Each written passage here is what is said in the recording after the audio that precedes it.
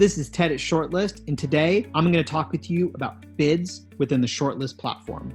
You can start accepting bids or a request for proposal from your partners by creating a request just like you may have done in the past. You'll go ahead and select the RFP. You'll give it a name, a description, the skills required, as well as a submission deadline.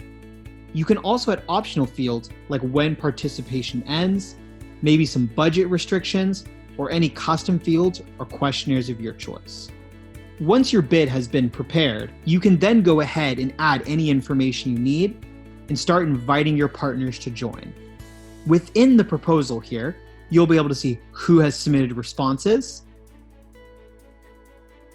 as well as who has yet to submit a response or may have opened it but has not provided anything.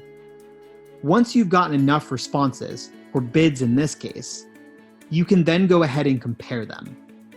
You can evaluate the information your partners have provided and then award it to the partner of your choice, or even send messages if you have additional questions. If you're interested in learning more, reach directly out to us and we'd love to get you started.